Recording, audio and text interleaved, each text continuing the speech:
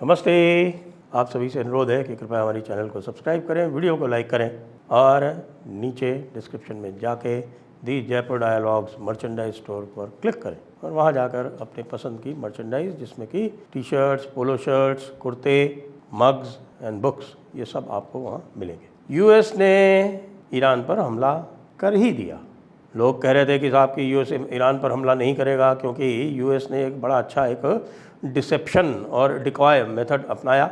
और डिसेप्शन में सबसे पहले ट्रंप ने ये कहा कि साहब कि मैं अभी 2 हफ्ते लूँगा तय करने के लिए कि हमें अभी इसमें युद्ध में शामिल होना है या नहीं होना है। इजराइल की तरफ से बहुत तरह तरह के ट्रंप के ऊपर मीम बनाए गए और दिखाया गया कि किस तरह से इजराइल को बेवकूफ़ बना रहा है यूएसए, और भी आर्टिकल्स छापे गए। उससे लग रहा था कि साहब कि नहीं, अभी यूएस जो है वो अपने ऑप्शंस वे कर रहा है। फिर उसके बाद फिर दूसरा जो डिकॉय ऑपरेशन हुआ वो ये हुआ कि आप ये देखिए, ये आप मैप देख रहे हैं, ये यूनाइटेड स्टेट्स का ये यहाँ पर इनका एक मिसूरी में ये वाइट मैन एक बेस है। वाइट मैन से इन्होंने रवाना किया, ये हवाई है, हवाई होते हुए और इधर आप ये समझिए फिलीपींस के पास यहाँ पे गुआम, और गुआम से जब ये जा रहे थे हवाई से, जब इन्होंने टेक ऑफ किया तो इन्होंने इसके ट्रांसपॉन्डर्स ऑफ कर दिए। जो टैंकर साथ में जा रहे थे, जो बॉम्बर्स थे, वो स्टेल्थ बॉम्बर्स हैं, वो तो वैसे भी डिटेक्ट नहीं होते, लेकिन वो डिटेक्ट इसलिए हो रहे थे कि उनके साथ में 6 रिफ्यूलर्स चल रहे थे। और ये दिखाया गया कि जब मिसूरी से उड़े तो मिसूरी से उड़ने के बाद उनको तुरंत रिफ्यूल किया गया। तो लोगों ने, जो भी हमारे डिफेंस एक्सपर्ट हैं, उन्होंने तुरंत कहा इसका मतलब ये है कि ये अपने फुल कॉम्प्लीमेंट के साथ, फुल बॉम्बिंग लोड के साथ में उड़े हैं, इसीलिए इन्होंने फ्यूल जो है वो कम रखा है और इसीलिए इनको उड़ते ही रिफ्यूल किया गया। और 6 रिफ्यूलिंग टैंकर्स के साथ ये उड़े। और ये आप ये हवाई आ गए, और हवाई के जब ये निकलते हैं तब जो टैंकर्स हैं वो अपने ट्रांसपोर्टर्स ऑफ कर देते हैं। तो लोग क्या सोचते हैं कि भाई अब तो ये, इसका मतलब ये है कि एक दिन बाद तक ये निश्चित रूप से जाके ईरान पर ये बॉम्बिंग करेंगे। और ये था कि साहब ये गुआम में जाके रुकेंगे और फिर गुआम से ये जाएंगे इधर, ये है डिएगो गार्सिया, और फिर डिएगो गार्सिया से ईरान ज़्यादा दूर नहीं रहता है ये। लेकिन साहब हुआ क्या? हुआ इसका ठीक उल्टा, यानी कि यहीं कहीं यूएस से कोई इनका जो है वो दूसरी दिशा में उड़ा। जो इनके और 3 या 4 जो भी बॉम्बर्स थे वो दूसरी दिशा में उड़े। तो ये भेज देते हैं अपने दूसरे एक सेट्स ऑफ बॉम्बर्स को ईस्ट में, और ईस्ट में जाके ये इधर से होते हुए, आप ये देखिए, ये यहाँ होते हुए और टर्की के ऊपर से होते हुए इधर टर्की, इराक, और ये ईरान पे जाके यहाँ पे बॉम्बिंग अपनी पूरी करते हैं और ध्वस्त कर देते हैं जो इनके टारगेट्स थे। अब वो क्या थे वो मैं अब आपको दिखाता हूँ। तो अब जो इनके टारगेट्स थे वो क्या थे वो आप इस मैप में देख रहे हैं। ये ईरान का मैप है आपके सामने, ये आप देख रहे हैं, ये है तेहरान, ये है फोर्दो। फोर्दो क्या है? फोर्दो इनका सबसे बड़ा न्यूक्लियर एनरिचमेंट प्लांट है। यहीं पर सबसे अधिक यूरेनियम का एनरिचमेंट होता है। यूरेनियम फैसिलिटी सबसे बड़ी जो है ये फोर्दो में है, और ये बड़े पहाड़ों के नीचे है। कुछ लोग तो कहते हैं कि भाई ये अंडरग्राउंड जो है ये पहाड़ों के नीचे कोई 800 से 900 मीटर है, और ये 800 से 900 मीटर जितनी गहराई में ये फोर्दो का जो प्लांट है उसको नष्ट करना इजराइल के बस की बात नहीं थी। इसीलिए यूएस को बीच में आना पड़ा, और इजराइल ने इस तरह से माहौल बनाया कि ना चाहते हुए भी ट्रंप बाबू को इसमें घुसना पड़ा, क्योंकि अगर ट्रंप बाबू इसमें ना घुसे तो ये जो जूइश लॉबी है अमेरिका की, वो इनका सरकार चलाना तक मुश्किल कर सकती है। और वैसे भी एक बाईपार्टीजन एग्रीमेंट है यूएस में कि साहब इसराइल को तो सपोर्ट करना ही करना है। डेमोक्रेट्स जो हैं, ओबामा के बाद में, ओबामा ने थोड़ा नाटक करना शुरू किया था क्योंकि ओबामा का सौतेला बाप मुस्लिम था और उसमें थोड़े बहुत उसने अपना हुसैन नाम भी रख रखा था, बराक हुसैन ओबामा, तो उसमें जो था वो थोड़ा इस्लामिक सिंपैथी थी, इसीलिए उसने ईरान को एक, जिसको हम कह सकते हैं कि रिप्रीव दी थी कि भाई ईरान को बचा लो, ईरान को ये चलाने दो। लेकिन रिपब्लिकन्स नहीं करना चाहते। और ये फोर्दो जो है इसके सबसे बगल में क़ौम नाम की जगह है, जो कि ईरान की और शिया मुसलमानों की सबसे पवित्र, उनका सबसे पवित्र स्थान माना जाता है। तो कौम के बगल में ये फोर्दो में इन्होंने कोई, जो वेस्टर्न मीडिया बता रहा है, 6 से लेके 12 तक GBU-57 बॉम्ब, स्टेल्थ बॉम्बर्स, जो B-2 स्टेल्थ बॉम्बर है, B-2 स्टेल्थ बॉम्बर जो है वो सबसे पावरफुल बॉम्बर है पूरे विश्व में। इसके मुकाबले का कोई भी बॉम्बर और कहीं है नहीं। वैसे भी स्ट्रेटेजिक बॉम्बर्स बहुत कम हैं, रशिया के पास हैं कुछ, जो कि अभी यूक्रेन ने उनको नष्ट करने का प्रयास किया था, और 1-2 चाइना के पास में है। अब भारत के पास में कोई स्ट्रेटेजिक बॉम्बर अभी है नहीं, और भारत की जो डिफेंस कम्युनिटी है वो भारत से कह रही है कि भाई तुम भी बनाओ ये स्ट्रेटेजिक बॉम्बर। और ये GBU-57 क्या है, ये आप ये देखिए, मैं कह B-2 बॉम्बर और GBU-57 बॉम्ब, ये 30,000 पाउंड का बॉम्ब है। 30,000 पाउंड का मतलब आप समझ रहे हैं, 30,000 पाउंड का ये बॉम्ब है, यानी 15,000 किलो, 15 टन, 15 टन का बॉम्ब जो है वो एक बॉम्बर ही ले जा सकता है। ये आपके F-35, F-22 या भारत के सुखोई, ये सब एक 15 टन का बॉम्ब नहीं ले जा सकते। तो वह 15 टन का बॉम्ब जो है वो ऐसे 6 से लेके 12 तक, अलग अलग मीडिया अलग अलग बता रहा है, 6 से लेके 12 तक तो फोर्दो पे डाले गए।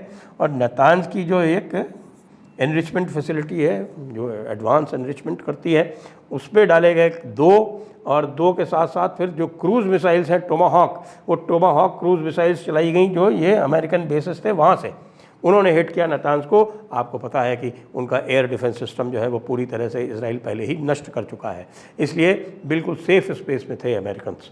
और एक तीसरी फैसिलिटी इनकी इस्फहान में है, जहाँ उनका रिसर्च सेंटर भी है, और वहाँ पे भी यूरेनियम प्रोडक्शन होता है, इस पर इन्होंने हिट किया। अब इसके बाद इस ईरान की हालत तो हो गई पतली, लेकिन खसियानी बिल्ली तो खंभा नोचती ही है। तो उसके बाद उन्होंने इजराइल पर स्ट्राइक्स की, मिसाइल से, जो अभी तक चल रही हैं, ये जा रही हैं इजराइल की तरफ। लेकिन अब जो ख़तरा है वो ख़तरा ये है कि साहब कि क्या इजराइल, ईरान जो है वो अब अमेरिकन बेसिस पर आक्रमण करेगा, क्योंकि जो अमेरिकन बेसिस हैं पर्शियन गल्फ़ में और अरेबियन पेनिनसुला में, वो ईरान से अधिक दूरी पर नहीं है। वो क्या है वो मैं आपको दिखाता हूँ, उससे आप समझ जाएंगे कि अब एक बड़े युद्ध का ख़तरा कितना बढ़ गया है।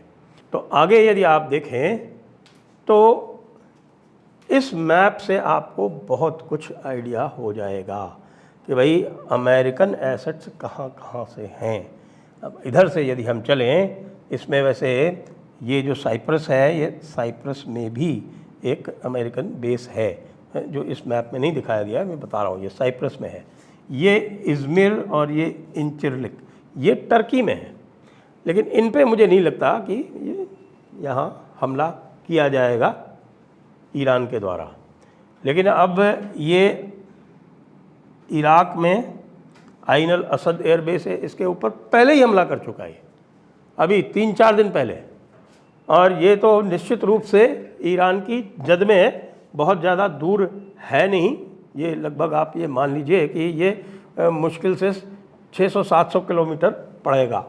और ये इरबिल, वैसे ये कुर्दिस्तान में है, लेकिन इरबिल भी एक इनका बेस है, इसके ऊपर भी ये हमला कर सकते हैं। लेकिन सबसे ज़्यादा जो ख़तरा है वो ये है कि अब एडवाइज़र टू खुमैनी वो ये कह चुके हैं कि भाई हम ये जो स्ट्रेट्स ऑफ हॉर्मुज़ है, ये इसको बंद करेंगे। इसको बंद करने का मतलब पूरे विश्व के तेल सप्लाई के ऊपर संकट। भारत इससे अफेक्ट नहीं होगा, क्योंकि भारत ने पहले ही रूस से अपना जो तेल ले रहा है उसका वॉल्यूम बढ़ा दिया है। और जो शेष विश्व से विशेषकर जो गल्फ़ से ले रहा है ऑयल वो कम कर दिया है। अब आप ये देखें कि 3 बेस तो कुवैत में है, ये कैंप ब्यूरिंग, कैंप आरिफ-जान, कैंप पैट्रियट, ये 3 तो यहाँ पर हैं। US 5th फ्लीट हेडक्वार्टर है बहरीन में, ये नेवल फ्लीट है। फिर कतर में एक इनका बहुत बड़ा बेस है, ये अल उदैद जिसको बोलते हैं, अल उदैद। दुबई में इनका एक जाफरा एयरबेस है, ये जाफरा एयरबेस है। फिर ओमान में कैंप जस्टिस है, ये दुकम जो एक इनका पोर्ट है उसके पास में है। फिर आप ये देखें कि ओमान में ही एक ये बेस है, एक तमरत बोलते हैं। सऊदी अरब में 2 बेस हैं, ये इस्कान विलेज एयरबेस और प्रिंस सुल्तान एयरबेस। ये प्रिंस सुल्तान एयरबेस जो है ये बहुत दूर नहीं है रियाज से, रियाज के पास में ही है। तो अब ये सब के सब जो हैं ये ईरान के टारगेट पर हैं और ये ईरान से बहुत अधिक दूर नहीं हैं।